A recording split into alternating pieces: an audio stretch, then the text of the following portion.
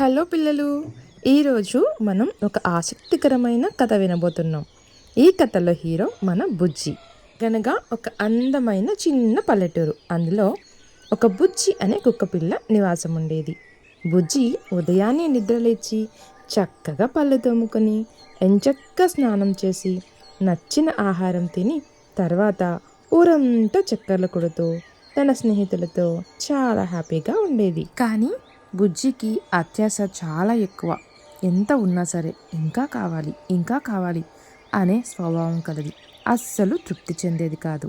ఒకరోజు బుజ్జి ఊరు మొత్తం తిరిగి చుట్టి ఆడుకుంటూ ఉండగా ఒక పెద్ద రుచికరమైన ఎముకను చూసింది. బుజ్జి ఎముకను చూడగానే, ఆహా, ఎముక! ఎన్ని రోజులయ్యింది ఎముక కొరక్క.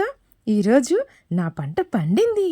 ఈ ఎముక మొత్తం నాదే, అంతా తినేస్తా అని సంతోషంగా తోక ఊపుకుంటూ చెంగు చెంగున ఎగురుకుంటూ ఇంటికి బయలుదేరింది.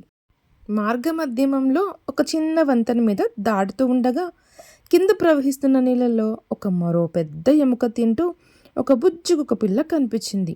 దాన్ని చూడగానే బుజ్జికి, వాహ్వా, నా ఎముక కన్నా పెద్ద ఎముకలా ఉందే, దాన్ని తింటే కదా ఇంకా ఎక్కువ రుచి వచ్చేది, ఎలాగైనా ఇది నాకు కావాలి అనే అత్యాశ బుజ్జి కుక్కకు మొదలయ్యింది.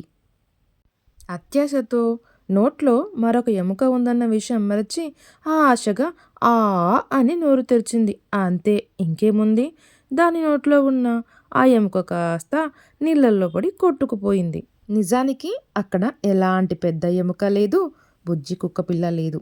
అది బుజ్జి యొక్క సొంత ప్రతిబింబం. అది తెలియని బుజ్జి అత్యాశపడి తన దగ్గర ఉన్న ఎముకను పోగొట్టుకుంది. కథ యొక్క నీతి ఏంటి అంటే పిల్లలు, ఎప్పుడు కూడా ఎక్కువ అత్యాశకు పోకూడదు. ఉన్నంతలో తృప్తి పడాలి. అప్పుడే జీవితం సంతోషంగా ఉంటుంది. ఈ కథ నచ్చింది కదా పిల్లలు? నచ్చితే లైక్ చేయండి. ఇలాంటి మంచి కథల కోసం మన ఛానల్ని సబ్స్క్రైబ్ చేసుకోండి.